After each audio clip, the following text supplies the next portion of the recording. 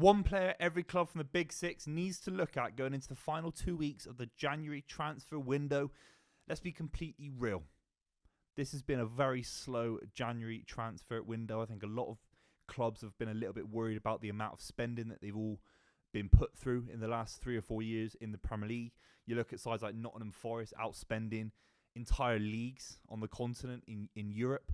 You're seeing some of the great sides in Holland giving some of their best talent away to lower level Premier League clubs.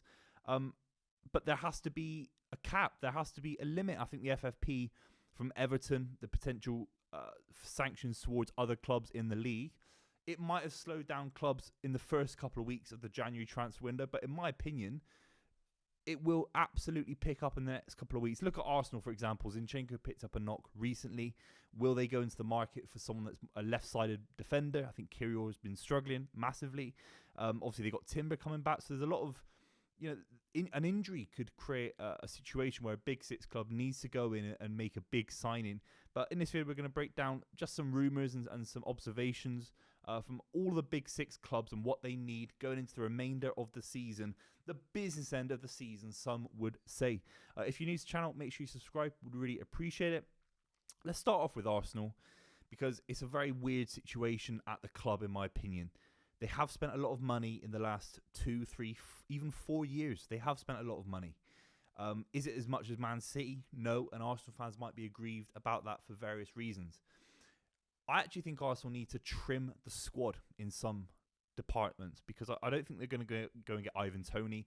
I'm sick to death of talking about Ivan Toney in kind of transfer videos and in podcasts and stuff like that. I'm a little bit tired of it because it doesn't look like a rational transfer that will actually happen in January. He's just coming back. Unless it was a cut price deal, no club would ever go for him for 90 million quid, which is what the valuation is for Brentford. And Brentford needs to stay in the league. Their league form is absolutely horrendous. So I'm not going to sit here and say Arsenal need Ivan Toney. Obviously, they need Ivan Toney, and that is apparent. But it's not going to happen. It's not going to happen in January. And if it does, then I eat my hat. I think Arsenal need to reevaluate what their squad is all about. It sounds a bit weird. I know I've put certain people in the thumbnail that might be of interest to bring into the club. We'll talk about the other clubs in a minute. But for Arsenal, obviously, I know someone like Cedric Suarez is already leaving the club as I'm recording this video. And a second choice right back. What am I going to say about him? But there are moments where I think him, someone like Eddie Nketiah, I think Arteta's great strength, and there have been many, is getting rid of the likes of Lacazette, getting rid of the likes of Aubameyang. He was ruthless in the summer by bringing in David Raya. He was really ruthless. He made a decision on a player of the year winning goalkeeper in Aaron Ramsdale. He said, I want to be ruthless, Guardiola-like, Ferguson-like even, and say in a good position, I want to make it great. So what I'm trying to get to is actually that the likes of Eddie Nketiah has been linked to Crystal Palace today. You have to sell him. Get 40 million quid in. If you can get a transfer of the same value back into the club, then fair enough. But getting rid of Eddie Nketiah frees up a lot of opportunities at the club for maybe academy players in terms of that process in the next couple of years. Because Eddie Nketiah will never be a world-class striker, mark my words. So the big one for me for Arsenal, it has to be addressing the Eddie Nketiah situation, because Gabby Jesus has got a long-term role. He's a Champions League level striker. Saka, Martinelli, and even Trossard, I think. But Eddie Nketiah is the one. I don't think he could be a backup striker for the level that Arsenal are trying to achieve. You have to let me know in the comments down below. I do think clearing out some of the dead wood and being ruthless for Arsenal would be a big achievement in January. Moving on to Liverpool.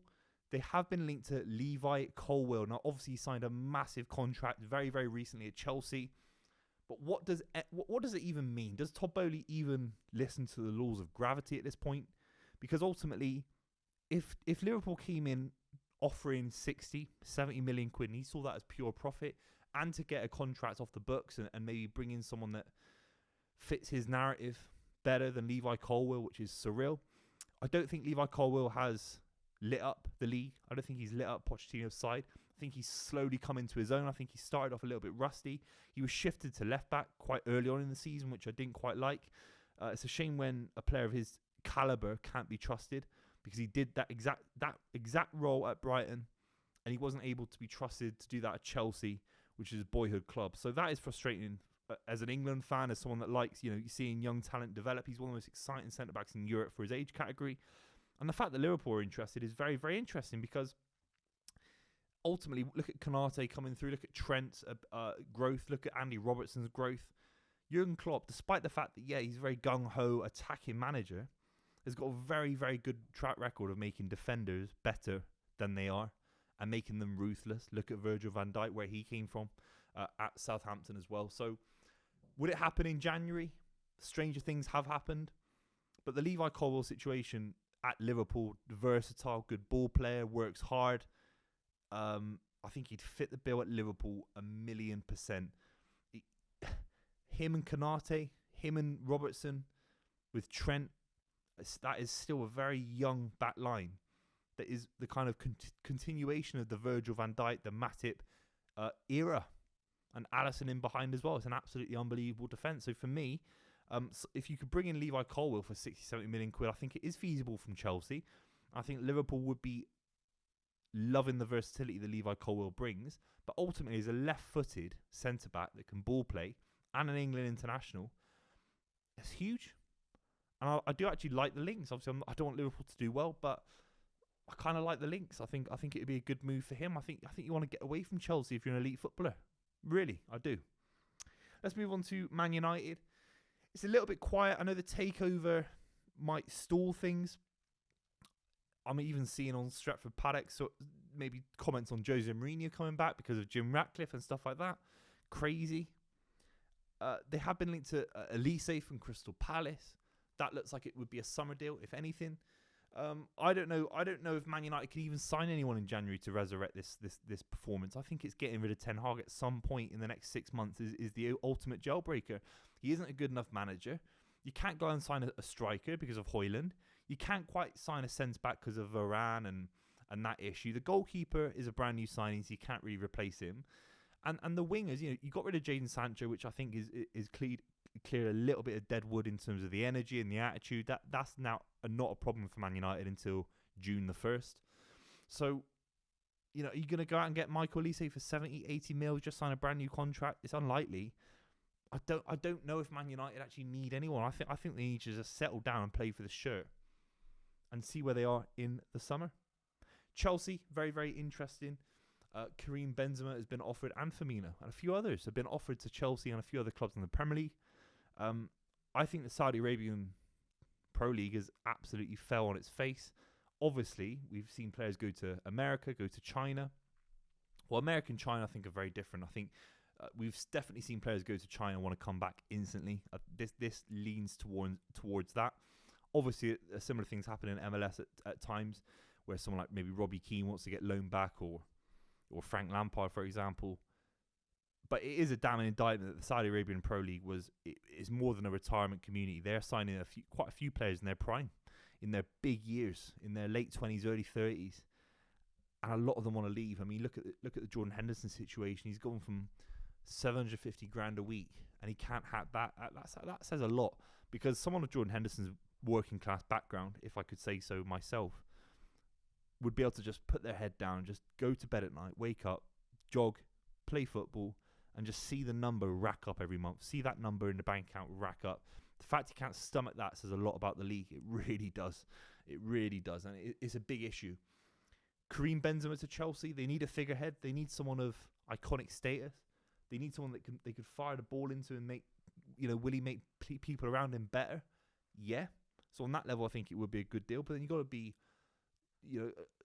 two-sided about it and say, he's lacking a little bit of pace. He's lacking a little bit of physicality. He's obviously did well against Chelsea in the Champions League games that they played recently, and obviously Man City as well, won a Ballon d'Or.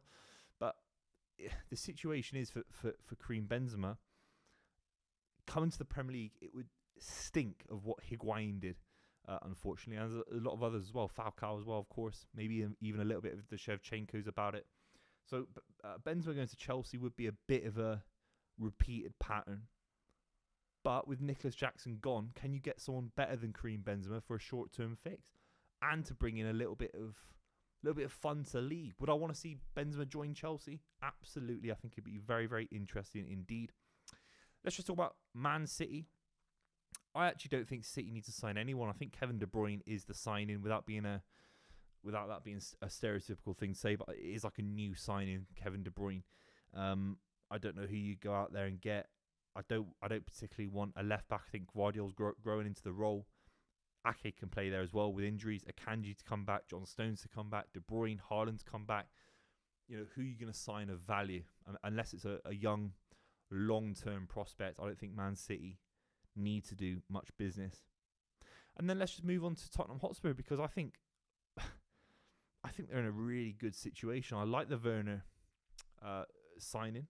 I like the Dragusin signing as well. Good young centre-back. And Werner, as much as I think he's got absolutely no quality with his feet, he's a bit like a Raheem Sterling. He was getting some very good spaces against Man United, and he'll find a lot of joy against lesser opposition than Man United, even though they're pretty lesser opposition themselves these days. So Spurs, I think they've already done their business. I think it's a glowing testament to Ange Postecoglou that he wants players that are kind of a short-term fix, and actually, you know, Daniel Levy's given him the credit already 6 months in, because we've seen Daniel Levy be very, very stubborn with transfers. They obviously are a bit more financially free now, but I do think Spurs, it says a lot about Ange Postecoglou that the club moved early for those 2 transfers, and they did a lot of business in the summer as well. So very keen to see what you think in the comments down below. It's a bit of a dry January transfer window, but eventually I think these clubs, especially this weekend coming up, I think if any of the big boys lose a game or drop points, they'll really be looking at an opportunity to make a big signing. So very keen to see what you think in the comments down below. I'll see you very, very soon.